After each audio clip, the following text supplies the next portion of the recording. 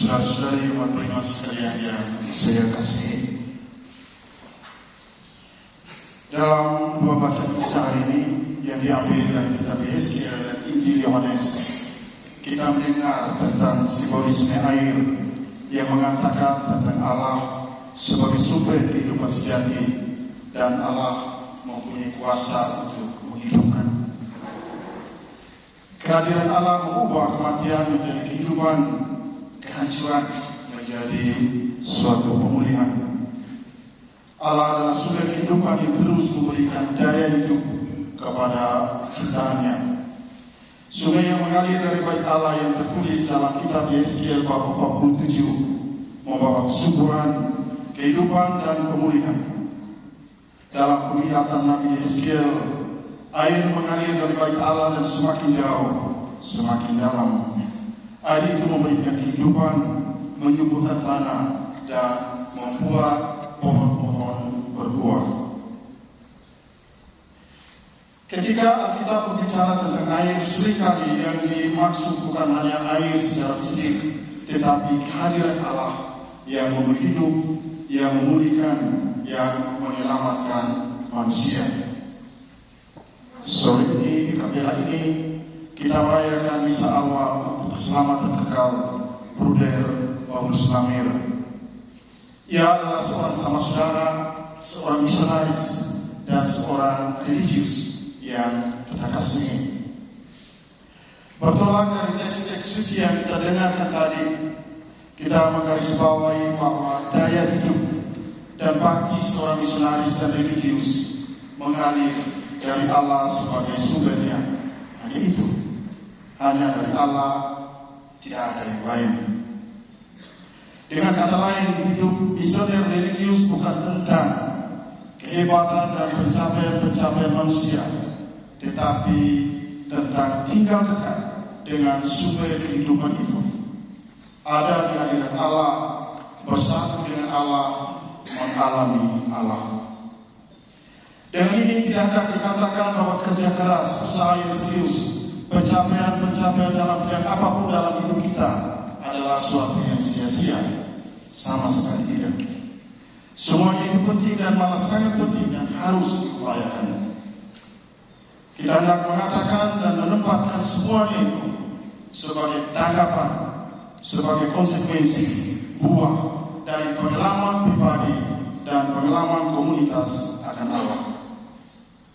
Di sini kita bisa mengutip Mazmur 1 bab 1 ayat 3. Ia seperti pohon yang ditanam di tepi aliran air yang menghasilkan buah pada musimnya.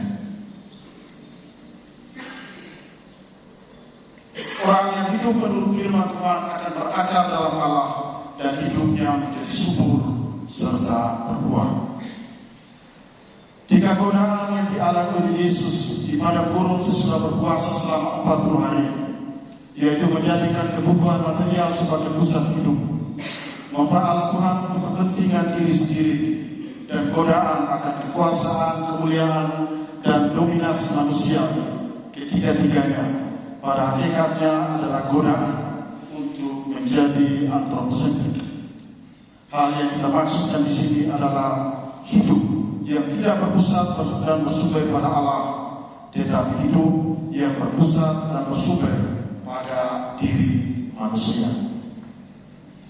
Karena itu, dalam hidup kita, secara khusus dalam komunitas formasi seperti ini, kita tidak jemu-jemunya menekankan pentingnya doa, ibadah, ekaristi, meditasi, dan sering kitab suci. Ini adalah hal-hal dan latihan rohani yang membantu kita untuk secara pribadi mengalami Allah sebagai sumber kehidupan.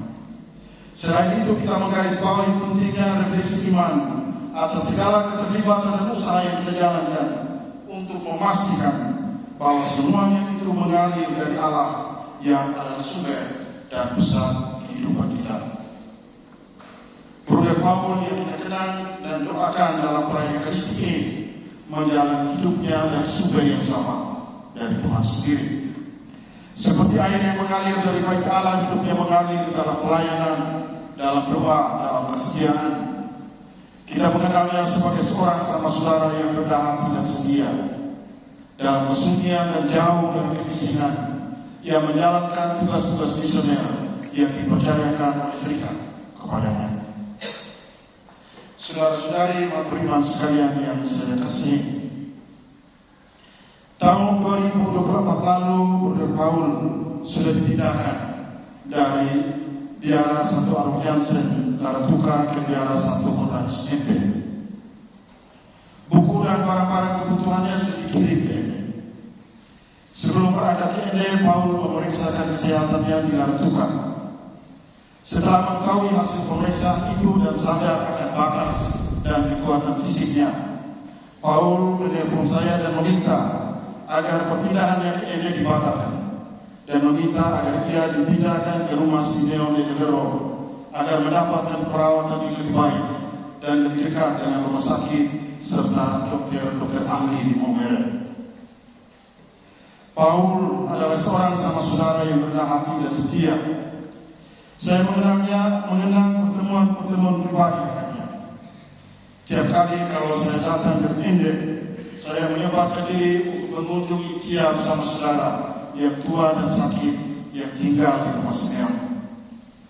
Dalam kunjungan terakhir bulan lalu, dengan suara yang sangat pelan, Paul menceritakan tentang keadaan kesehatannya yang sangat rapuh dan perawatan yang sedang ia jalani. Bruder Paul tentu mengharapkan kesembuhan. Seperti seorang yang ada di pinggir kolam Bethesda, dia berharap dalam tanda petik air dalam kolam Bethesda itu berguncang. Dia adalah tanda harapan dan pemulihan hidup untuk mendengar kata-kata Yesus yang menyembuhkan dan menjawab salah satu kerinduan batinnya, maukah engkau sembuh? Ayat 6. Dan bangunlah, angkatlah tilammu dan berjalanlah. Ayat 8. Bruder Paul tidak mengalami kesembuhan secara fisik, tetapi sebagai seorang beriman dia tahu bahwa kesembuhan yang sejati adalah kehidupan baru dalam kesatuan dengan Allah. Karena itu, waktu-waktu sakit yang dialami oleh Bruder Paul bukanlah hidup yang sia-sia, tetapi bagian dari perjalanannya bersama Kristus yang menderita. Ketika memutuskan untuk menjadi misionaris sabda Allah, dan untuk pertama kalinya Bruder Paul mengikrarkan kaum religius pada 8 September 1990 dan kemudian kaum kekal pada 15 Agustus 1996. Sesungguhnya yang Paul ikrarkan adalah kesatuan dan hidup baru dalam Kristus. Kaum religius menunjukkan bahwa seseorang memilih Tuhan sebagai pusat hidupnya. Kaum adalah tanda bahwa hidup seseorang dipersatukan dengan Allah.